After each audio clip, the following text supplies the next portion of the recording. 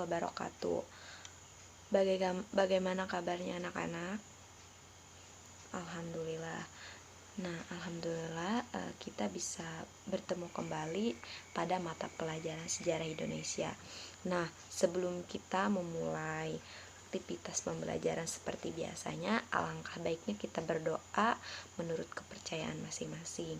Berdoa dimulai. Berdoa selesai. Nah, anak-anak, sebelum Ibu memulai materi yang akan kita bahas pada pertemuan kali ini, di sini Ibu akan mengabsen terlebih dahulu. Yang pertama, Agus,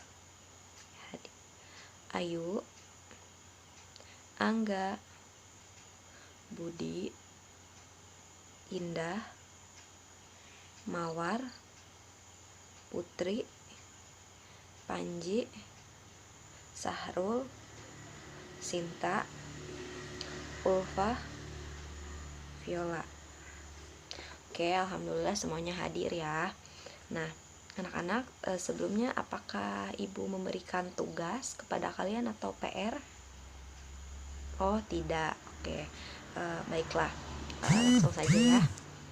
Di sini pada materi sekarang ini Ibu akan menjelaskan mengenai materi sejarah proklamasi kemerdekaan dan maknanya bagi bangsa Indonesia. Nah, sebelumnya apakah ada yang tahu bagaimana sih peristiwa menuju proklamasi kemerdekaan? Ada peristiwa apa saja sih?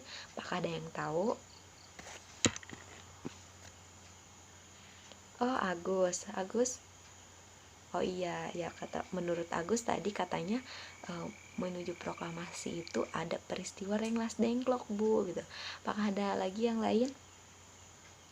Oh iya, silakan Putri.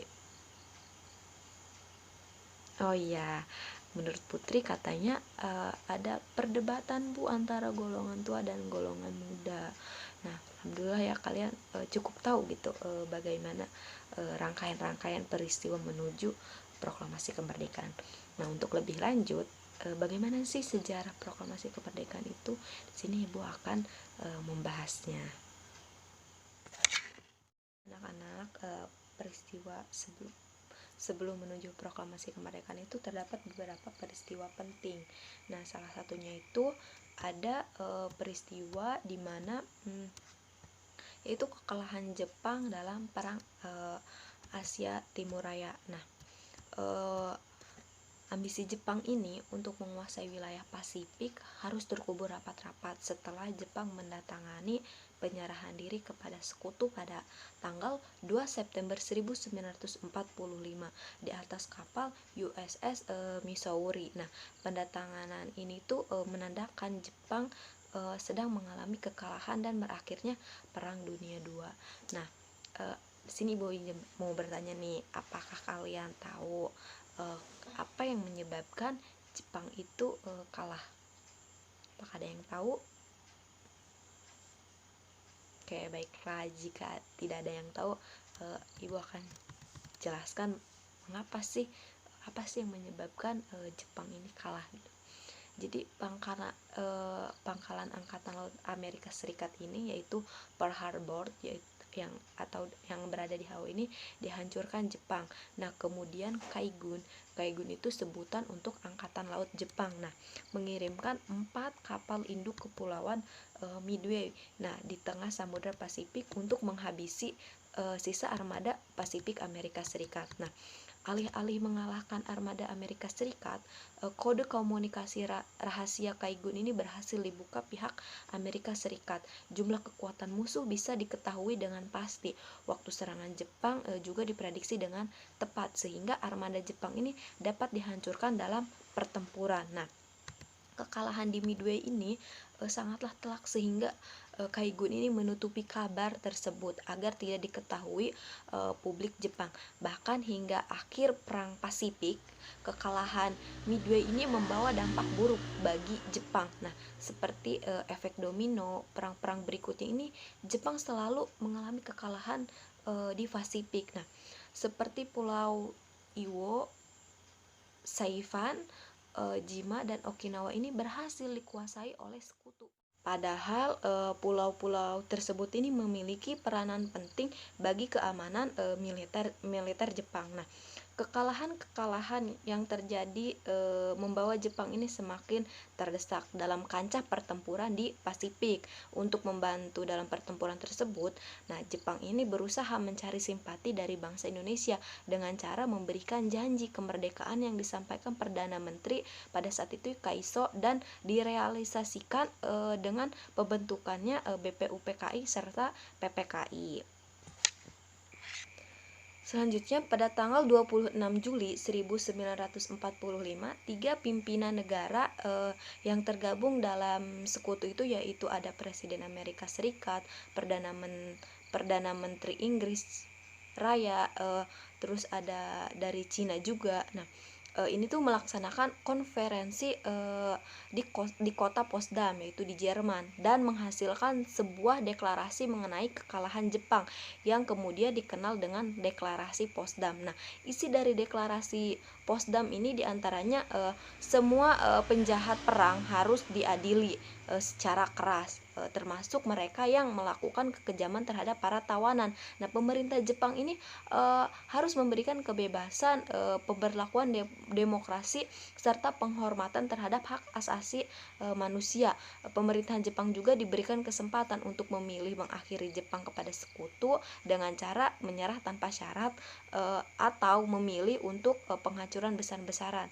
Namun sayangnya Jepang ini menolak isi deklarasi tersebut. Nah, atas dasar sikap Jepang tersebut ini, Amerika ini menjatuhkan bom di 2 kota, yaitu kota Hiroshima dan Nagasaki. Nah, bom nuklir atau disebut dengan Little Boy ini dijatuhkan di kota Hiroshima ini pada tanggal 6 Agustus 1945. Selanjutnya, bom nuklir ini atau Fat Man ini dijatuhkan di kota Nagasaki pada tanggal 9 Agustus 1945. Anak-anak, akan tetapi tidak hanya berhenti sampai di situ saja. Banyak ada beberapa peristiwa sejarah menuju proklamasi kemerdekaan. Nah, di sini Ibu akan membagi kalian menjadi 4 kelompok, dan masing-masing kelompok akan membahas sejarah menuju proklamasi kemerdekaan. Nah, di sini ada kelompok pertama, yaitu ada Agus, Angga, dan Indah. Kelompok 1 itu akan membahas perbedaan pendapat golongan muda dan golongan tua. Dan yang kelompok 2 itu ada Ayu, Mawar, dan Panji, membahas mengenai peristiwa Rengas Dengklok. Sedangkan kelompok 3, ada Putri, Sahrul, dan Ufah ini membahas mengenai penyusunan teks proklamasi. Dan kelompok 4 ada Budi, Sinta, dan Viola, yaitu pembacaan teks proklamasi dan penyebar berita proklamasi. Nah, pasti kalian bertanya-tanya, tugasnya apa Bu? Bagaimana Bu? Nah, jadi 4 kelompok yang telah saya buat tadi, silahkan kalian berdiskusi dan menganalisis nih. Contohnya tuh kelompok pertama ada perbedaan pendapat antara golongan tua dan golongan muda.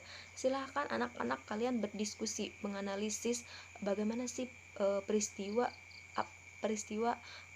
perdebatan antara golongan tua dan golongan muda. Nah, kalian silahkan menganalisis peristiwa sejarah tersebut dengan memanfaatkan buku paket yang kalian miliki, atau modul yang kalian miliki, atau bisa mengaksesnya di internet. Nah, setelah kalian menganalisis dan berdiskusi, nanti akan dipresentasikan. Nah, kelompok yang lain silahkan kalian bertanya. Jadi yang pertama tugasnya adalah kalian menganalisis dan berdiskusi dengan kelompoknya menggunakan buku paket atau sumber internet yang lainnya. Dan yang kedua, nanti kalian akan mempresentasikannya. Dan yang ketiga, ada sesi tanya jawab. Nah, kelompok yang lain silahkan bertanya kepada kelompok yang sedang presentasi. Begitu pula nanti giliran misalkan kelompok yang lain sedang presentasi, kalian bertanya.